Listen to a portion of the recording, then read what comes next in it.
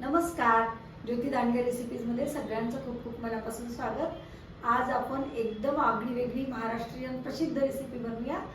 सिंहगडावरील झणझणीत पिठलं। सिंहगडावर तुम्ही जर कधीतरी गेले असाल तर तुम्ही आस्वाद घेतलेलाच असेल। झणझणीत पिठलं, ज्वारीची भाकरी आणि मोठीने फोडलेला कांदा आणि खरडा अशी थाळी मिळते तिथं। ती आवर्जून अवश्य तिथे जर तुम्ही गेले तर तिचा आस्वाद घ्या। आणि तीच रेसिपी आज आपण आपल्या व्हिडिओमध्ये बनवत आहोत। झणझणीत पिठलं आणि थोड्या वेगळ्या प्रकारचं, कारण एक नवीन म्हणजे वेगळी पद्धत आहे ती त्या पिठल्याची। त्याच्यामुळे ते पिठलं इतकं छान लागते। आणि संपूर्ण रेसिपी बघा आणि माझं पिठलं तुम्ही करून बघा आणि कसं झालं ते मला कॉमेंटद्वारे सांगा। चला तर मग त्यासाठी काय काय साहित्य लागते ते बघू। हे बघा, आपण सिंहगडावरील पिठलं बनवायचं आहे आपल्याला। त्याच्यासाठी काय काय साहित्य लागते ते सांगते मी तुम्हाला। एक मोठा कांदा मी लांबट आकारामध्ये कापून घेतला, भरपूर सारी 1 वाटी कोथिंबीर, मीठ, 2 डाळ्या कढीपत्ता, 1 चमचा जिरं, अर्धा चमचा हळद, 1 चमचा मोहरी आणि अर्धा चमचा हिंग भरपूर लागेल, आणि आलं लसूण हिरवी मिरचीचा खरडा, आणि बेसन लागेल 1.5 वाटी। एवढं संपूर्ण साहित्य आपल्याला लागेल। आणि आपण पाणी आपल्या अंदाजानुसार घेऊया। आणि तेल, हे बघा मी 1.5 वाटी बेसन घेतलं आणि आता ते मिक्स करून घेते। संपूर्ण पाणी आपल्याला आत्ताच नाही टाकायचं, थोडंच टाकायचं आहे आता मिक्स करण्यापुरतं। तुम्ही हाताने पण मिक्स करून घेऊ शकता।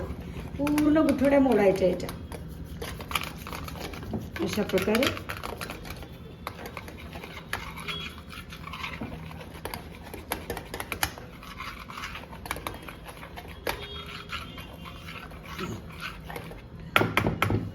आपण आता हे मिक्स केलेलं आहे, याच्यामध्ये काय काय टाकायचं। हळद टाकायची आणि हा खरडा टाकायचा। हे एक सिक्रेट आहे। ह्या कमी तिखट मिरच्या आहे म्हणून मी जास्त घेतल्या। खरडा तुमच्या आवडीनुसार तुम्ही कमी जास्त घेऊ शकता। आणि मीठ टाकायचं, हे सिक्रेट आहे। हळद, खरडा आणि मीठ हे आपल्याला बेसनामध्ये टाकायचं आहे। आणि बाकी संपूर्ण साहित्य फोडणीमध्ये। हळद मीठ हे याच्यामध्येच मिक्स करायचं आहे। ही वेगळी पद्धत आहे सिंहगडावरील पिठल्याची, ती लक्षात ठेवा। आता आपण फोडणी करूया। आपण कढईमध्ये 2 चमचे तेल टाकलं आणि ते गरम केलं। आता त्याच्यामध्ये राई तडतडू देऊया। राई छान तडतडली। आता जिरं आणि राई भरपूर टाकायचं। आता कढीपत्ता आणि आता हिंग आणि छान परतून घ्यायचं। आणि आता छान कांदा टाकायचा आपल्याला।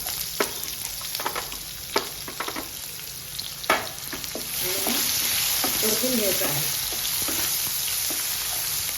पूर्ण कांदा आपल्याला मोकळा करायचा। आपण लांबट आकारामध्ये मुद्दाम कापला आणि भरपूर कांदा लागतो या पिठल्याला। तुम्ही कधी पण सिंहगडावरती गेले तर पिठलं भाकरीचा जरूर आस्वाद घ्या। खूपच छान बनवतात पिठल्याच्या मावशी पिठलं। आणि गरमागरम भाकरी, पिठलं आणि मुठीने फोडलेला कांदा, वाव, बघायलाच नको त्यांचा स्वाद आणि त्यांची थाळी।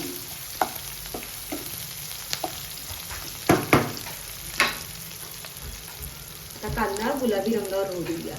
बघा, कांदा छान गुलाबी रंगावर झाला। जास्त जाळायचा पण नाही आणि मऊ करायचा, फक्त गुलाबी, म्हणजे त्याची टेस्ट इतकी छान येते। आणि आता हे कालवलेलं जे आपण बेसन आहे हे आपण त्याच्यात मिक्स करून घ्यायचं आणि पाणी टाकायचं। आपल्याला पातळ पिठलं करायचं आहे। बेसन छान मिक्स करून घेतलेलं आहे आपण। आणि आता पिठल्यामध्ये आपण टाकूया त्याला आणि पाणी टाकूया, म्हणजे गुठळ्या पण होणार नाही। पातळ पिठलं खूपच छान लागते चवीला। आणि याला आपण याच्यामध्ये खरडा न भाजता तेलामध्ये टाकलेला आहे, त्याच्यामुळे आपल्याला भरपूर शिजवायचं आहे आपलं पिठलं। छान आपलं उलटण्याने हलवत शिजवायचं आहे। आणि आता खूप सारी कोथिंबीर पण आत्ता टाकायची, पिठलं पाणी संपूर्ण टाकून झाल्यावर। आणि मीठ आपण टाकलेलंच आहे। आता याला हलवत असं छान शिजवून घ्यायचं पिठल्याला। 15 मिनिट तरी हे पिठलं हलवत मीडियम गॅसवरती शिजवायचं आहे।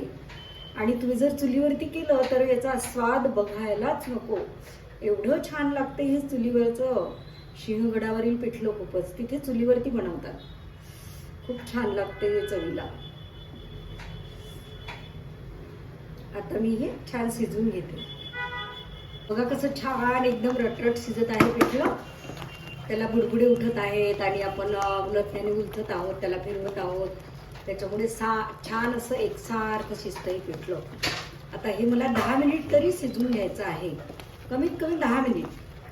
म्हणजे त्याची चव इतकी छान येते. तो जो ठेचा आहे आपण टाकलेला तो पूर्ण मिक्स होतो पिठल्यामध्ये आणि चवीला अफलातून लागतं पिठलं. आणि वरून कच्चं तेल घ्यायचं, मुठीने फोडलेला कांदा आणि गरमागरम ज्वारीची भाकरी. वाव!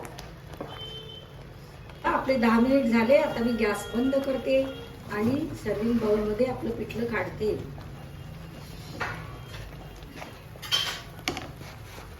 बघा, झालं आपलं सिंहगडावरील झणझणीत पिठलं तयार.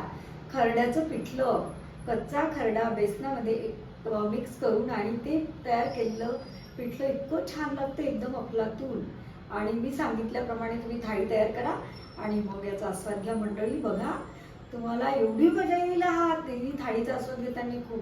आणि रेसिपी एकदम करायला सोपी आणि झटपट होणारी. आणि कंटाळा आला असेल स्वयंपाकाचा तरीही पण ही रेसिपी एकदम आरामात करता येईल अशी आहे. चला तर मग माझ्या चॅनलला लाईक करा, जास्तीत जास्त ग्रुपवरती शेअर करा आणि नवीन असाल तर आवर्जून सबस्क्राईब करा. धन्यवाद.